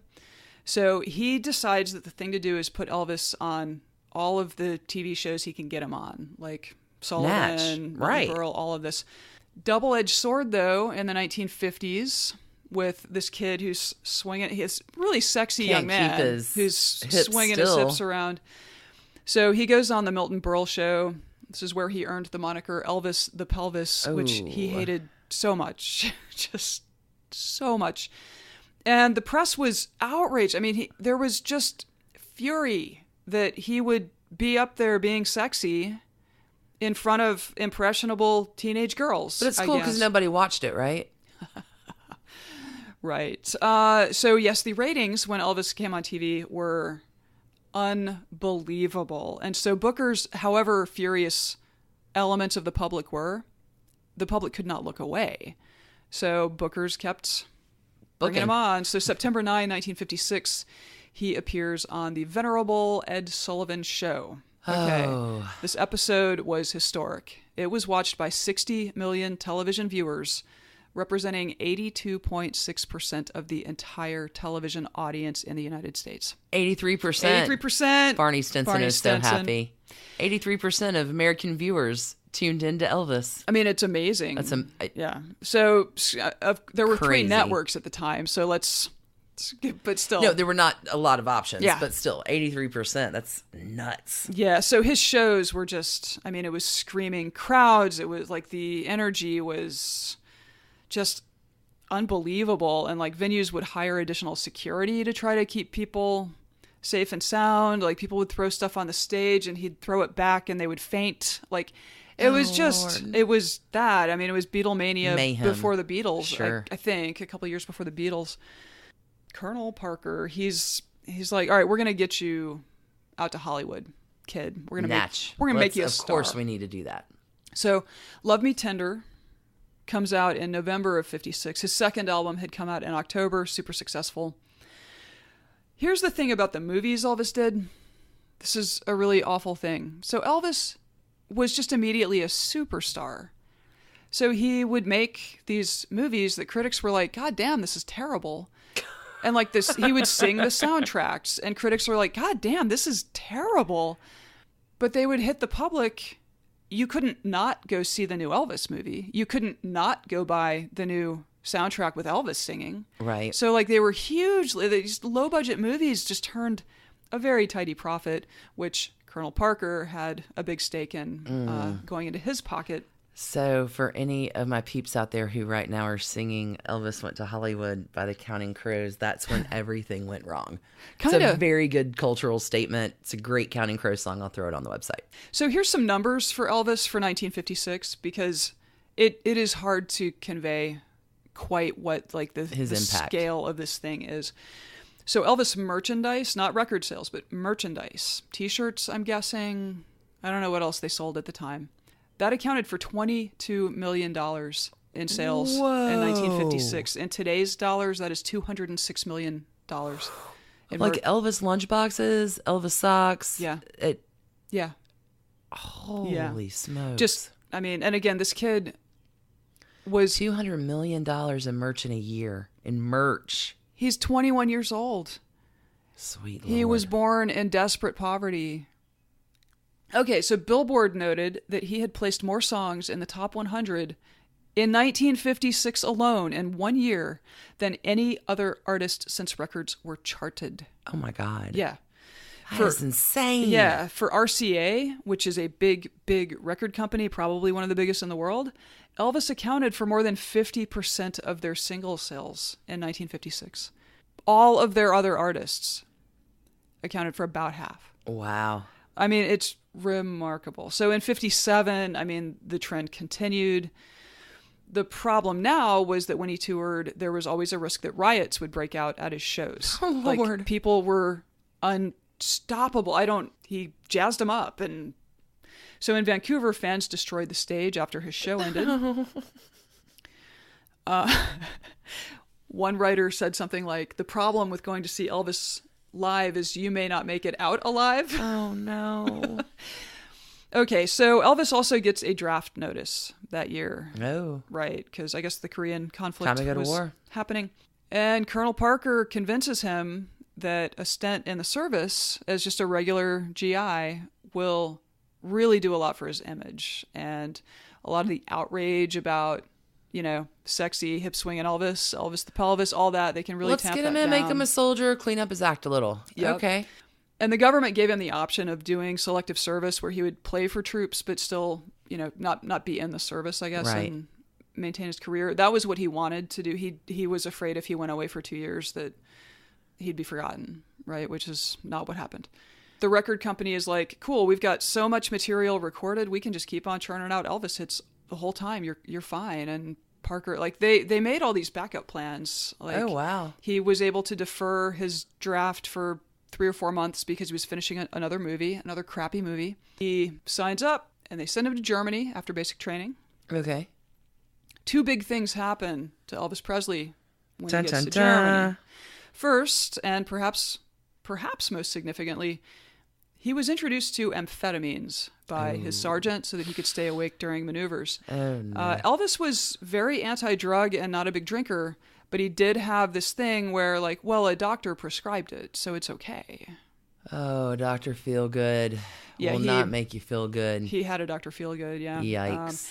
The second thing... Amphetamines are some scary shit. Yeah, well, I mean, it's okay because later he found, downers he found tranquilizers to counteract.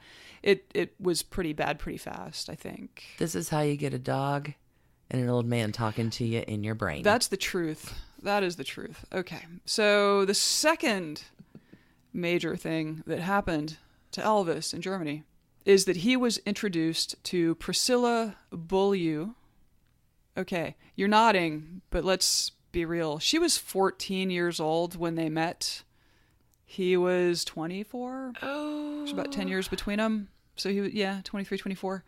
So apparently when they met, he immediately reverted to his shy, awkward teenage self. Oh. But I get the feeling that they ended up making out all night, pretty hot and heavy. She was super late getting home. And her parents were furious. They were so upset. They wanted her to never see him again. Okay, so she's on base with her parents? Yeah, her dad is Air Force. And let me share a little Priscilla background Okay, here. perfect. Okay. So Priscilla's story is it has some weird parallels to Elvis's. So Elvis was a twin whose brother was stillborn, right? Right. So I assume that he knew that his whole life. So Priscilla also had a significant loss early in her life that she was maybe not aware of until she was a little bit older. So her mom, Anne, had married U.S. Navy aviator James Wagner, who was her father, except he was killed in a plane crash when she was 6 months old. No one told her. Oh. She didn't know, but you have to wonder. So anyway, mom remarries Paul Beaulieu. I hope I'm pronouncing that approximately correct. Yeah, Beaulieu adopted Priscilla. He was the only father that she ever knew. But when she was 9 or 10, she came across a box of keepsakes. I have some questions, Mom. Right. Mom was like, yeah, but don't tell your siblings because that'll just screw up our family cohesion. It was real, people kept secrets. And apparently they let their 14-year-olds date 24. Whatever. Okay. So there were a couple other siblings. This part of the story, I feel like Priscilla's family was just a little off. So she comes home late. Mom and Dad are like, you can never see that boy again, right? Yeah, well, another element is that, so I was an Army brat, so I actually know... how it goes on base? Yeah, my dad, we made our last Army move when I was 7, and my dad left the service a few years after that. So a lot of kids just move until they're 18, just move every 2 to 3 years. And that's what Priscilla's life had been. Every time they got settled somewhere, he would get a new posting and they'd move. And this gets really... I was 7, but my brother is 3 years older, so... my parents were looking forward to, like, he's going to be in high school soon. We can't ask him to he needs the chance to make lifelong friends, which he did. It's great. Right. All worked out well. They were living in Texas when he got stationed to Wiesbaden, Germany, which I think my dad actually did training there when I was a kid. I didn't. My dad was born there. Oh, look at that. Wiesbaden, yeah. Yep. So Priscilla was super crushed. She just... Every time she'd get settled somewhere and make friends, it was like, hey, now we're moving again. Just sucks. And she was kind of shy. Also, troublingly, it seems that current scholarship suggests that Elvis really had a thing for 14-year-old girls. Ooh. Throughout his adult life. Oh. Although he also had a weird obsession with their technical virginity, so he would not engage in penetrative sex with them for the most part. Except maybe this one time. Oh, wait. I don't know, dude. Yeah. So he just has like cuddle parties? Make-out parties? So I read about one story where he was having sex, I think with a 15-year-old fan after a show. No. And the condom breaks. No. And he freaks out because, appropriately, I guess. But then inappropriately... all he can think to do is drive her to the local hospital, kick her out of the car at the door to the ER, and tells her to go inside and have them perform a douche on her. Oh, no. That's icky. Okay. Icky. And he apparently, I don't know, she is, let's just say Priscilla is not the only 14-year-old he dated in his adult life. Oh, God. And in fact, he may have dated one after they divorce years down the road. Ooh. So, icky. Okay, but, he's Elvis Presley. He's the most famous person in the world. He has decided that Priscilla Beaulieu is amazing. He's stuck in Germany for another 6 months, and he just launches a charm offensive on her parents so that he can keep dating her, a 14-year-old. And they're like, they eventually relent. He swears he will never keep her out late again. And they let their 14-year-old daughter date a None of this is appropriate. None of it's okay. None of it's all right. You're looking at me. But I'm looking because I'm expecting you to like scream or pull your hair out or something. None of this is appropriate. Unbelievable. I guess it's not. Like we were talking about this earlier. The parents grew up through the Great Depression when I'm sure everyone was just expected to work in whatever capacity they could from whatever age they could start to keep the family from starving to death. Well, on the flip side of that, you're supposed to get married and have kids. True. So, customs and mores of the time, it was nothing for, people in Tudor England to get married when they were 14. Sure. Sure. It is terribly inappropriate. Not inappropriate maybe on a world civilization scale, but yes, it's totally inappropriate. It's super weird. Hashtag ick. Okay. So anyway, Elvis eventually returns back to the United States. His 2-year stint in the Army is over, March 1960, which leaves, again, this was not secret. The media knew. This 14-year-old girl is left fending off interview requests from reporters worldwide. It was public knowledge. It's just so strange to think that this was okay. All right, I'm gonna move on because I think we've established 14 years old. They stayed in touch by phone. I think she thought okay, well, that was very interesting and I will never see him again. But in they stayed in touch. He kept taking her calls and he kept, I guess, returning her calls. 1962, she convinces her parents to let her fly to the United States. Nope. Los Angeles to spend 2 weeks with Elvis. Sure, why not? She was 17. Oh my God. They let her come back to visit him for Christmas. And finally, in early 1963, they're like, fine, if you want to move to Memphis, fine. You can't live with Elvis. You can live with Elvis's father and stepmom down the street. And you have to attend the Immaculate Conception High School until you graduate in June, young lady. What? And so Priscilla, Bull U, moves to Memphis. Oh my God. By May, she's living at Graceland. I mean, well, sure. Obviously. And, he'd purchased this big mansion in 57. So, yeah, her parents sort of win a How Not to Be a Parent award. Good for them. Cheers. Gold star from us at Trashy Divorces. I don't know why. I sent my teenage daughter to Elvis Presley, and all I got was this lousy T-shirt. Right. And like her trip to see him in LA, that's the first time that she took amphetamines and sleeping pills to try to keep up with his lifestyle. Oh, geez. So just everything that you would worry about in that situation is absolutely what was happening. So every fear you have as a parent is actually happening. Yep. Fantastic. Yeah, I mean, again, like he wasn't smoking dope, but... And there's your consolation prize. All right, so presumably after she's graduated from high school, I don't know, there's so much ick here. Priscilla really wanted to travel with Elvis, who was routinely in LA making like 3 movies a year, right? Because Colonel Parker has absolutely set up his career now that he's sort of not even a musician. I liked LA when I visited. Let me go back there again. That was a lot of fun. Yeah, that would be great. And Elvis keeps telling her, like, no, I am so busy when I'm out there. Like, I couldn't even spend time with you. Like, just hang out here in Memphis, which is just a fucking awful excuse. Like, okay, she's 17, 18. She can find stuff to do in LA. Well, that's probably the problem buddy. In his brain. No, the problem in his brain was that he was sleeping with all of his co-stars when he was in LA making the movies, and he did not want her around for that. But, rumors would hit the press from time to time, and she'd confront him, and he would be like, baby, no, it's just the studios put those rumors out to promote my movies. That's all. And maybe that worked for a while, but I don't think it worked forever. I don't know. At the end of 66, Elvis finally proposes to Priscilla. Okay? They have been together for 7 years. Oh, my Lord. Yeah. So it's speculated that the reason that Elvis finally proposed to Priscilla is that her father was threatening to have him arrested for transporting a minor across state lines for sexual purposes from those earlier trips to see him. Oh, my God.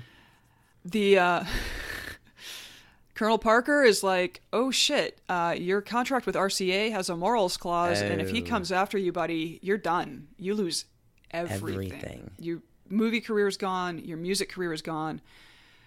Why don't you get married? And he sets it up. Elvis was super unhappy. This part of the story does not make a ton of sense to me, but like he was apparently weeping in front, like with his cook at his house. Like he was really unhappy to be getting married. She said that they were completely fine just living together. Like it wasn't a priority for either of them to get married, but as a social thing, just living together at the time was not acceptable. Also, like apparently, again, they were not having like penetrative sex. They were having all kinds of other fun things that they were doing. I am very confused. There were apparently a lot of sexual hang-ups in Elvis's life and in his relationship with Priscilla. So I'm just going to let that be. I'm just going to put that out there. I have so many questions. This is going to be a hell of a trashy tidbits this week. I also have I have questions, but they seem so personal. I don't want to deep dive to find out more. Yeah. Okay. So they marry in a small ceremony in Las Vegas on May 1st, 1967, and the wedding itself was a complete fiasco. Oh. Colonel Parker stage managed the whole thing, which meant that a bunch of people who had been close to Elvis his whole life, basically, were not allowed to attend. Oh, no. And, like, this created a lot of his friends didn't forgive him for years. Or, like, they had flown out special with their families to be at his wedding because he had personally invited them, and then Parker's like, yeah, you can't. You're not invited. Yeah. So, oh my God, just awful. So they have a short honeymoon in Palm Springs, and then they spend 3 weeks at a private ranch in Mississippi that they owned, that Elvis owned, whatever. Well, that sounds nice. It was nice, and it was like Priscilla, she had moved into Graceland while it's full of staff, right? There's maids, there's a cook, there's people. There are people to do stuff for Elvis. They go to this ranch, and none of those people are there, and she can cook for her husband. Nice. Yeah, she can clean up the house. She can just be domestic and normal. She nests. Yes, and it seems like it was a nice break. It was a nice 3-week break, except that she basically instantly... 3rd week is the charm. She was pregnant. Ooh. Instantly. She gave birth to Lisa Marie Presley on February 1st, 1968, which is exactly 9 months from the day of their wedding. Wow. Yeah, and she was not happy. Like, they both were like, oh, fuck. Like, they just didn't mean to start having kids, on day one. That quickly. So, I mean, they talked about abortion, but decided that they could not live with themselves. Lisa Marie is their only child. Mm-hmm. Elvis was really unhappy professionally at this point in his career because Parker had created this like assembly line of shitty movies with shitty soundtracks that Elvis just had to keep making, and they'd put them out and the public would eat them up until the public stopped eating them up. That happened in 1967. Oh. And like at that point, his career he was just a joke. Like to music fans, to movie fans, like there was nothing he was doing that had any depth or authenticity. The soundtracks were, being written by just like hack songwriters, and it was just schlock, and he was just churning it out year in, year out. It was gross. He had not played a live show since 1961. Oh, wow. So 6 years. He was a rock star who had not played a music show in 6 years. He hadn't done a television appearance since 1960 when he got back from the army. Like, this Parker just had him stuck in this loop because it was really profitable, but there was no creative. So he's unfulfilled in his career Completely. And his marriage. Completely. Okay. Yeah, between 1956 and 1972, he starred in 33 films. Wow. 2 of which, the last 2 were documentaries. But yeah, 31 of these like drecky... Crap Hollywood movies. A little bit about Colonel Parker, so we understand the type of person that we're talking about. Con man, right? Ooh, grifter's gonna grift. Con man, yep. He told people he was from West Virginia, but in fact he was born and raised in the Netherlands. He got a job with a shipping company as a young man, and when they made port in, New York, New Jersey, he jumped ship. And he was an illegal immigrant to the United States of America. Okay. The reason that it is thought that he did this is because he was implicated in a murder in his hometown in the Netherlands. True crime adjacent. This has never been proven. But he never held a U.S. passport, even though, like, in 1940, they changed the law, which would have allowed him to get one. Is this why Elvis didn't ever tour internationally? This is why Elvis never toured internationally. He wanted to. Oh, my God. Elvis desperately wanted to. Because Colonel Parker's on the fucking lam. Colonel Parker can't leave the country. Oh, my God. Elvis played, 3 shows in Canada in his career. And I don't know how the border was back then, but I know until fairly recently you could cross with just your driver's license, or maybe Parker stayed on the other side. I don't know. I mean, the actual occupied part of Canada is pretty close to the U.S. border for the most part. So. Wow. Yeah, so he never held a U.S. passport, never allowed Elvis to do shows overseas, and his contracts with Elvis got greedier and greedier over time. Elvis was either too lazy, too disinterested, or too strung out to read the contracts. And by the time Elvis died, Parker was basically taking 50% of his earnings. 50%? Yep. Yep. Wow. No. Yeah. That can't be good. The movie Clambake and the soundtrack for the movie Clambake come out in 1967 and bomb. And RCA flips out. RCA is like, what the... This has worked 30 other times. Yeah. This is our biggest star. This is the biggest star there is. So... Parker negotiates with NBC for what comes to be known as the 68 Comeback Special, which is an hour-long musical performance. This aired in December. And Colonel Parker, always the maker of bad ideas, pictured it as a long set of Christmas songs by Elvis. Aw, how sweet in December. the people at NBC are like, yeah, that's not what we're gonna do here. And so they put together this powerhouse performance. It's an hour-long show. It was the highest-rated program on NBC that season. 42% of the viewing public tuned in. Whoa! And it reestablished Elvis as a superstar. He is a superstar. It rebuilt his credibility. Creepy AF, but a superstar. Yeah, it rebuilt his credibility instantly. It was so strange. Like, critics at the time were just like, how does he do this? Like, how can this guy just reinvent himself like that? That's crazy. But he did. He is liberated. I mean, Elvis is back, and he is so happy. He could not be happier. He swears to his friends he will never sing another song he does not believe in. He, hits the studio. They release From Elvis in Memphis in 1969. It wasn't like he hadn't released a record in 8 years. It was like he had always been making music of the moment the whole time. I mean, it was incredible. So the International Hotel in Las Vegas books him for a 57-show engagement in 4 weeks that summer. Wow. This leads to a 5-year contract where he will play every February and August, I think for 4 weeks or something, and that's got $1 million salary attached to it. That's a lot of dough. It's a lot of Clambake. Once again, Elvis constantly on the move, recording, touring, just out in the world Elvising. Priscilla is stuck at home raising their daughter. I think she was living in LA because they divorced in LA, not in Tennessee. In 68 or 69, she starts taking dance lessons, right? Well, sure. I'm a little bored. Want to get out of the house. Yeah. And I mean, she's young and whatever. She has an affair with the instructor. Oh, no. And let's keep in mind, Elvis is sleeping with whomever he wants.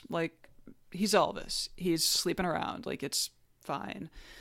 In 71, he's got an actual girlfriend and gets her pregnant. He does not know this, but she ends up having an abortion. Oh, my. I don't think she told him about the pregnancy or the abortion, but things were serious enough that he was like, maybe I'll move you into Graceland. I'm pretty sure me and Priscilla are over. Oh, Lord. In 72, okay, sorry, got to throw this in. Elvis was a crazy karate fanatic. Yeah, karate. Okay, that's where the white jumpsuits came from. It was really? Based on the karate. Anyway. Just throw some jewels on it. So Priscilla is trying to bond with Elvis and share in something he's interested in. So she starts taking karate lessons from an instructor that Elvis recommends. Sure. A guy named Mike. Oh. Who becomes her boyfriend. Yowza. This was the final straw for their marriage. She said later that Elvis had a hang-up about sleeping with women who had children. So basically 9 months into their marriage, when Lisa Marie was born, she was done. That's kind of when it dried up. Well, it seemed like he was done initially. What's funny is Colonel Parker promoted the fuck out of this. What a love story. No, she's 14. They never wanted to get married anyway. They had a thoroughly unhappy marriage. So of course, how do you expect an outcome? But what a lie in a ponytail. I watched something with her and it's oh, the Cinderella story. No, I'm rolling my eyes. Yeah, because it's... Anyway, they separated in February 72, and the following year, on Elvis's 38th birthday, which kind of sucks, he went to court and filed for divorce because the address of the person filing for divorce at the time would be a matter of public record. Yeah, well, that's kind of stand up. He wants to keep... so wanted to make sure, okay. Priscilla and Lisa Marie's address was private. Perfect. So, cool. They stayed close. He was wrecked by this. It needed to happen. They were not good together, but he was just wrecked. This is, I think, where his drug use really just began to escalate. Do you think maybe it's his own, self-fulfilling prophecy? I didn't want to get married. You've lost a twin. You have no permanent, there's something, twins have a really, I don't know if you've known any twins, but it's a thing. And I can't imagine that hole. So I could see him not wanting to attach himself, being put in a position where he has to attach himself. Now that attachment is broken. So I really have an opportunity to self-inflict some damage and some pain back on me. Yeah, I think also so much of his life had been out of his control, period. Sure. You know, like Colonel Parker is signing all the contracts, making all the arrangements. Like he had, I don't know, he was either just naive or like, I think he just wanted to play music and just want to sing. Yeah. And like that wasn't what Colonel Parker wanted him to do. It's super weird. Elvis got super freaked out about the karate instructor, though. Oh. And at one point, he had his bodyguard make inquiries about a contract killing. Oh, super good. What would it cost to off this guy? I can fix this. Yeah. Hold my beer. They never went through with that. Thank goodness. The divorce was finalized in October of 1973. They shared custody of Lisa Marie. There was a cash payment of $725,000 to Priscilla. She got spousal support, child support, 5% of Elvis's publishing companies, and half of the sale price of their Beverly Hills home. Huh, okay. Yeah, though the marriage didn't work settlement. out. Yeah, it wasn't like a super trashy divorce. And they actually left the courthouse hand in hand when it was all over, but I think that was mostly for the cameras. Sure. But even like here, like even then, like his face is getting real puffy, getting real. He's sliding into it. He's sliding into it, yeah. Because apparently, what was causing all of the puffiness and the pot belly and all that was the combination of drugs he was taking. So some of them caused water retention, which is why his head would swell up. Sure. And many of them caused constipation, which is why his belly would swell up. Ooh. So it was like the perfect combination to feel awful all the time. And he just slid downhill. So in 1973, the year that the divorce is happening, he overdosed on barbiturates twice. And one time was in a 3-day-long coma. Oh, my. And like, there was no one in his life who was like, dude, you got to stop this. There are like Betty Ford is, you know, like you need to take better care of yourself. You're going to die. And, you know, he did. At the end of that year, he was hospitalized for Demerol addiction, and he was in a semi-comatose state when he was admitted. Oh, jeez. Yeah, so by the time he divorced Priscilla, the process that came to be known as Fat Elvis was like really underway. And certainly he was middle-aged now. Like he didn't have a healthy diet. He was a Southern boy. Like he's, you know, a lot of this really did seem to just be that he was on this weird combination. Not weird, but he was on uppers. He was on downers. He was, you know, and like they were making his body do weird stuff. So drugs are bad. Yeah. Yeah. An abundance of drugs are bad. Yeah. His pictures from his 1977 tour are really interesting because in some of the pictures he is absolutely strung out and just he looks painfully swollen and bloated. In others, he just looks like a middle-aged guy making really bad fashion choices. Like, wow. You know, because I think he'd get the constipation dealt with, and his belly was just a lot smaller, and you know I don't know, like really bad lifestyle choices at this point, which brings us to Tuesday, August 16th, 1977. Elvis was discovered by his live-in girlfriend, Ginger Alden, unresponsive on the bathroom floor. How old was she? 21, 22. Okay. She was a lot younger. Okay. Mm-hmm. She was not 14, but she was 2 decades younger. Yeah. He died at the age of 42. Wow. I am 42.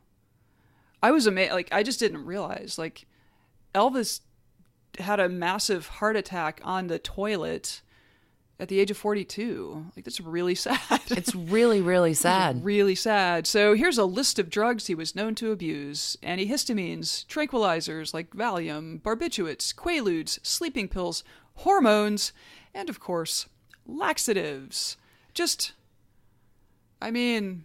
We didn't need all that for the trip, mind you, but once you get locked into a serious drug collection, the tendency is to push it as far as you can. There you go.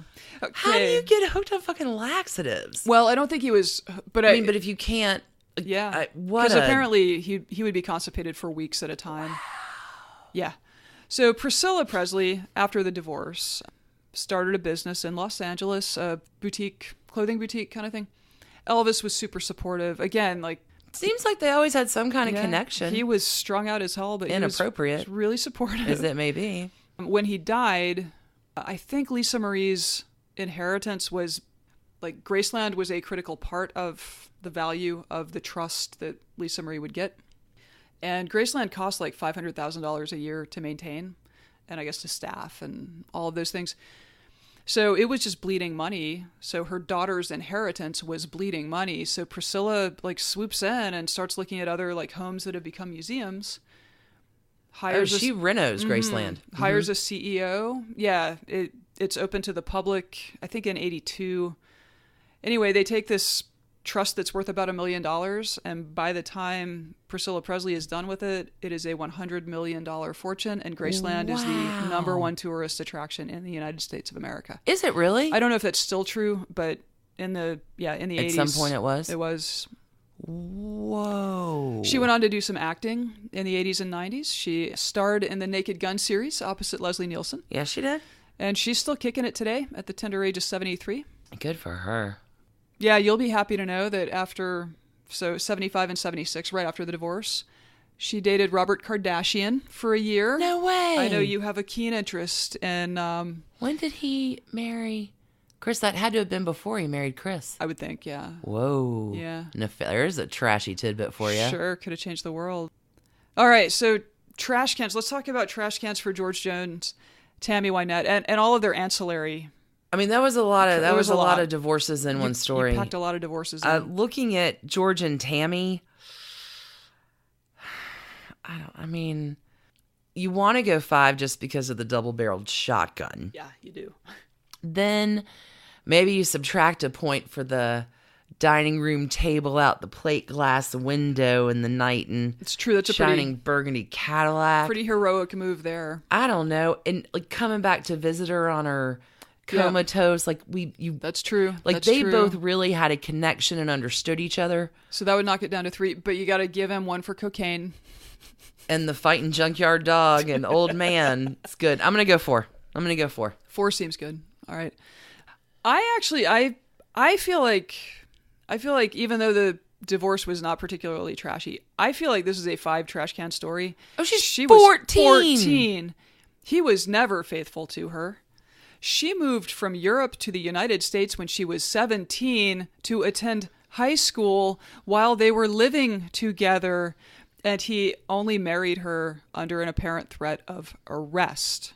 And once they were married, he basically denied her sex because she had given birth to his child. So to me, that is a 5 trash can series of events. That. Listeners, if you stuck around to hear a tender-hearted story about Elvis, nope. That wasn't it. No, it wasn't it. No, it's pretty 5 trash canny. Yeah. I mean, the teenage girl thing obviously would be a crime today, but I'm not even saying Elvis is any kind of villain. I think Colonel Parker is a huge villain. Oh, can he get just 5 trash cans just for being? Yeah, he can get 5 Dutch trash cans set on fire potentially with a body by him. I mean, that's the thing. But he was a con artist who took the world's first rock star and didn't let him make music for almost a decade. Yeah, that's insane. What the fuck? When you look at how easily George Jones could have been Elvis, he should have been dead the same year, but for love of someone who actually intervened with, no, I'm not going to let your dealers talk to you. Yeah. I'm still going to hide your keys, and I'm hiding the lawnmower keys now, too. Right. I got your number C Cub 10 horsepower, you know. Yeah, there were just none of those people in Elvis's life, apparently. Yeah, he stopped loving her today. Those were 2 really good divorces.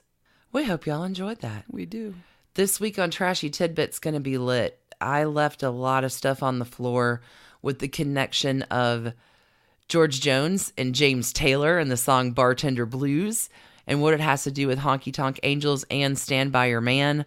I know you have some other stuff on the floor, so join us on Patreon if you want more about these stories. Otherwise, thanks for tuning in. Y'all rock. Keep it trashy. Always keep it trashy. Hide the lawnmower keys, too, if you're making some bad life choices. Yeah. Oh, and you know what? You can't fix them. You just can't. Probably can't. If he doesn't want to fix himself,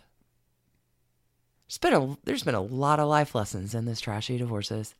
True. Keep it trashy. Keep it Keep trashy. it country.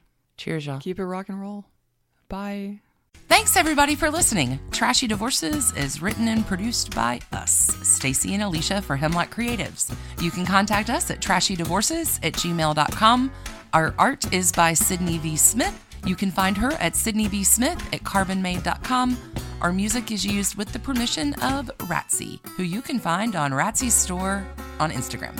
Want to check out our sources, soundtracks, and other notable episode info? Visit trashydivorces.com on the web. Enjoy early ad-free releases, regular bonus stories, follow-ups, and more by joining us at patreon.com/trashydivorces, starting at just $2 a month.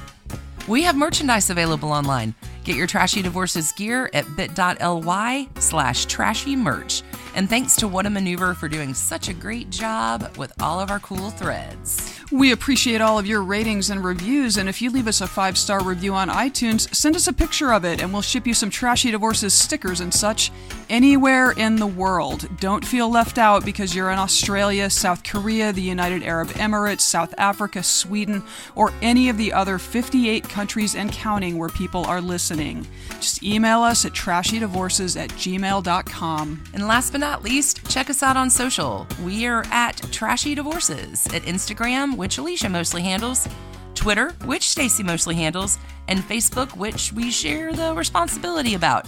We also have a Trashy Divorces discussion group on Facebook if you want to chat with other Trashy Divorces listeners. Thanks again for listening. Keep it trashy, y'all.